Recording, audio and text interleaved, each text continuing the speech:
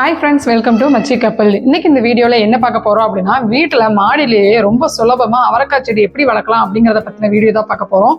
Video ஃபுல்லாக பார்க்கறதுக்கு முன்னாடி மறக்காமல் நம்ம சேனலை சப்ஸ்கிரைப் பண்ணிக்கோங்க. நீங்களும் என்ன மாதிரியே வீட்டு மாடியிலேயே சுலபமா செடிகள்லாம் வைக்கணும்னு ஒரு பிளான்ல இருக்கீங்க அப்படின்னா அப்பனா கொஞ்சம் கூட யோசிக்காதீங்க, உடனே அதுக்கான வழியை ஸ்டார்ட் பண்ண ஆரம்பிச்சிருங்க. ஏன்னா நான் இப்ப மாடி தோட்டம் ஆரம்பிச்சு ஒரு 2 மாசம் தாங்க இருக்கும். ஸ்டார்டிங்கா ஆரம்பிக்கும் போது பயந்து தான் ஸ்டார்ட் பண்ணேன். ஆனா அதுக்கப்புறம் போக போக எனக்கு அதுல ரொம்ப இன்ட்ரெஸ்ட் வர ஆரம்பிச்சிருச்சு. அப்படிதான் பாத்தீங்கன்னா அது அவரைக்காய் செடினே சொல்லலாம். அவரைக்காய் ஃபர்ஸ்ட் வாங்கும்போது நியர்பைல இருக்கிற கார்டன்ல போய் வெறும் சீட்ஸ் தான் வாங்கி வச்சிருந்தேன். முதல்ல வைக்கும் போது ஒரு கிரீன் கலர்ல க்ரோ பேக்ல வெறும் மண்ணு, காஞ்ச வேப்பலை, இல்லைன்னா காஞ்ச பூவோட இலைகள் இதெல்லாம் மட்டும் தான் போட்டு நான் உரமா வச்சிருந்தேன். வேற எந்த ஒரு உரமும் கொடுக்கவே இல்லை. ஆனா அதுக்கே பாத்தீங்கன்னா போக போக அந்த சீடே நல்லா வளர ஆரம்பிச்சிருச்சு. ஒரே க்ரோ பேக்லயே ஒரு 10-12 செடிகள்லாம் வளர ஆரம்பிச்சிருச்சு. அதுக்கப்புறம் அது கொஞ்சம் வளர்ந்ததுக்கு அப்புறம் அதை தனித்தனியா எடுத்து வச்சிருந்தேன். எனக்கு அப்ப இந்த தர்மோகோல் கிடைச்சது. ஸோ இந்த தர்மோகோல் ரொம்ப பெருசா இருக்குன்னு சொல்லிட்டு இதுலயே பாத்தீங்கன்னா ஒரு 5-6 செடி வச்சுட்டேன். அப்ப போக போக தான் சொன்னாங்க இந்த மாதிரி ஒரு இதுல ஒரு செடி தான் வைக்கணும், நிறைய செடி வைக்கக்கூடாதுன்னு சொன்னாங்க. பட் இருந்தாலும் எனக்கு நல்ல பூவெல்லாம் விட ஆரம்பிச்சதுனால அந்த டைம்ல என்னால அவரைக்காய் செடியை தூக்கி இன்னொரு க்ரோ பேக்ல வச்சா செடியோட வளர்ச்சி ஏதாவது பாதிக்குமோ அப்படின்னு சொல்லிட்டு நான் அப்படியே விட்டுட்டேன். மற்றபடி மீதி இருக்கிற செடிகள் எல்லாமே தனித்தனியா ஒவ்வொரு க்ரோ பேக்ல வச்சிருந்தேன். பட் நிறைய பேர் என்ன சொன்னாங்கன்னா, இந்த மாதிரி ஒரே ஒரு தெர்மாகோல் பேக்ல நீங்க அப்படியே பல்கா 5-6 செடி வச்சீங்கன்னா உங்களுக்கு செடி வளராது அப்படின்னு சொன்னாங்க.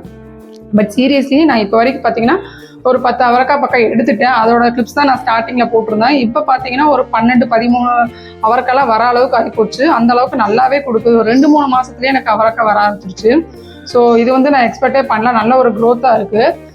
ஃபர்ஸ்ட் இருந்த வீடியோவில் நான் சொல்லியிருப்பேன், நீங்கள் செடி வைக்கிறீங்க அப்படின்னா பெருசாக எந்த ஒரு உரமும் கொடுக்க தேவை இருக்காது அப்படின்னு சொல்லியிருந்தேன். பட் போக போக என்னோட எக்ஸ்பீரியன்ஸ் படி பார்த்தீங்கன்னா, நம்ம நார்மலாக ஒரு செடி தரையில் வைக்கிறோம் அப்படின்னா அதோட வேர் நல்லா படாது. அதுக்கு வேணுங்கிற உரத்தை அது எடுத்துக்கும். ஆனால் இப்போ நம்ம மாடியில் மட்டும் வைக்கிறதுனால அது ஒரு சின்ன க்ரோ பேக்ல நம்ம செடி வளர்க்குறோம் அப்படிங்கிறப்போ ஒரு சின்ன பேக்ல என்ன சத்து கொடுக்குறோமோ அதுதான் அந்த செடியோட வளர்ச்சியை ஃபுல்லாவே கணிக்குது. ஸோ நம்ம என்ன பண்ணோம்னா, ஸ்டார்டிங்ல வைக்கும்போது பெருசாக நீங்க உரம் கொடுத்தாலும் சரி, இல்லை உரம் இல்லாம வெறும் செம்மண்ணும் காஞ்ச இலைகள் அந்த மாதிரி வச்சாலும் ஓகே தான். அப்படி இல்லைன்னா செம்மண் ஒரு பங்கு பார்த்தீங்கன்னா மண்புழு உரம், இன்னொரு பங்கு பார்த்தீங்கன்னா தேங்காய் நாறு, இந்த மாதிரி ஏதாவது ஒன்று நீங்க உரம் கொடுத்து நீங்க வச்சாலும் ஓகே தான். ஆனா கண்டிப்பா அதுக்கப்புறம் போக போக 15 நாளைக்கு ஒருக்க நம்ம ஏதாவது ஒரு உரம் கொடுத்துக்கிட்டே இருக்கணும். அதுக்கு அந்த சத்து போனாதான் அந்த பேக் உள்ளே அது ஒரு வளர்ச்சி நல்லா நம்ம பார்க்க முடியும் அப்படிங்கிறது இந்த 2-3 மந்த்ஸ்ல நான் கத்துக்கிட்டது. ஸோ அதனாலதான் உங்ககிட்ட நான் அதையுமே கன்வே பண்றேன். ஸோ ஸ்டார்டிங்ல நான் வைக்கும்போது இந்த பேக்ல தாங்க நான் வச்சிருந்தேன். அடியில பாத்தீங்கன்னா கொஞ்சம் காஞ்ச வேப்பிலை எல்லாம் போட்டுட்டு வெறும் செம்மண் மட்டும் போட்டு வச்சிருந்தேன். அப்புறம் போக போக வளர்ந்ததுக்கு அப்புறம் நான் அதை அப்படி பிரிச்சு தெர்மோகோல் தெரியுது பாத்தீங்களா, அதை ஒரு 5-6 செடியா வச்சுட்டேன். பக்கத்துல பாத்தீங்கன்னா தக்காளி செடியும் வச்சிருப்பேன்.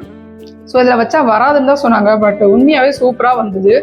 ஸோ அதுக்கப்புறம் பார்த்தீங்கன்னா குட்டி குட்டி பேக்லாம் நான் மீஷோவில் ஆல்ரெடி நான் ஆன்லைனில் வாங்கியிருந்தேன். அதை பற்றின ஒரு வீடியோ கூட நான் போட்டிருந்தேன். 10 பேக் 110 ருபீஸ்க்கு நான் வாங்கியிருந்தேன். அந்த ஒயிட் கலர் பேக் இருக்கு பார்த்தீங்களா, அதுதான். ஸோ அதுக்கப்புறம் ஒவ்வொரு செடியாக வாங்கி இது பிளாக் கலரில் வச்சிருக்கேன், ஒயிட் கலரில் வச்சிருக்கேன் பார்த்தீங்கன்னா, இதுவும் அவரைக்காய் செடி தாங்க. இதை நான் வைக்கும்போது குட்டியே தான் வச்சேன். அதுக்கப்புறம் போக போக வளர ஆரம்பிச்சிருச்சு. ஸோ வளரும் போதே நான் ஒரு குச்சியை நடுவில் வச்சு அந்த குச்சியும் அந்த செடியும் சேர்ந்த மாதிரி நாட் போட்டு விட்டேன். ஏன்னா காற்று வரும்போது அந்த ஒரு செடி மட்டும் நம்ம க்ரோ பேக்ல வைக்கும்போது பெருசாக அது வெயிட் இருக்காது. ஸோ சீக்கிரமா சாஞ்சு விழுந்துருங்கிறனால மேக்ஸிமம் குச்சி வைக்கிறது ரொம்பவே பெனிஃபிட் தாங்க. ஸோ இதுதான் நான் சொன்னேன் எங்களோட வீட்டு அவரைக்காய் செடி.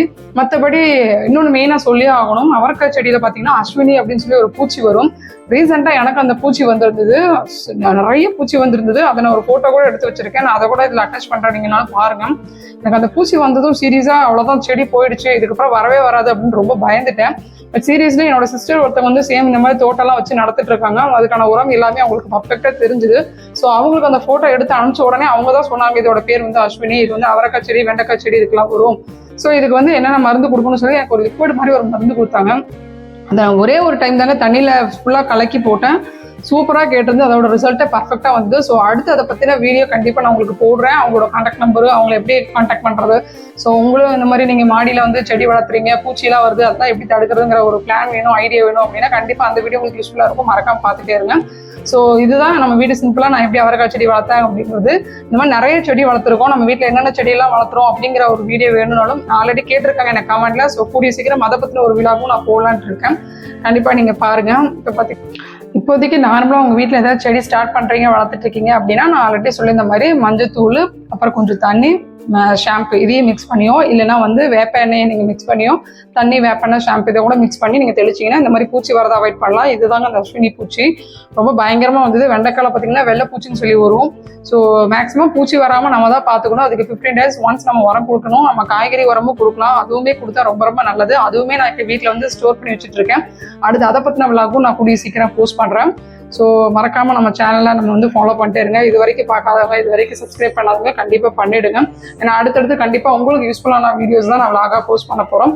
ஸோ கண்டிப்பாக நீங்கள் இந்த மாதிரி ஏதாவது காய்கறிகள்லாம் மாடியில் வைக்கணும் அப்படின்னா நான் ஒவ்வொரு காய்கறிகளும் எப்படிலாம் வளர்த்தேன் அப்படிங்கிறத நான் என்னோட வீடியோவில் போஸ்ட் பண்ணிருக்கேன். மறக்காம போய் ஒன்றை போய் செக் பண்ணி பாருங்க. முடிஞ்சால் பக்கத்தில் இருக்க ஆல் பட்டனை கிளிக் பண்ணிங்கன்னா நம்ம சேனலில் இருக்கிற எல்லா வீடியோஸும் உங்களுக்கு தெரியும். இதுக்கப்புறம் வர வீடியோஸும் உங்களுக்கு வந்து அப்டேட் கொடுக்கும். ஸோ கண்டிப்பாக நம்ம சேனலை சப்போர்ட் பண்ணுங்கன்னு சொல்லிட்டு இதோட நான் கிளம்புறேன். வேற ஒரு நல்ல வீடியோவில் மீட் பண்ணலாம். Thank you, bye bye.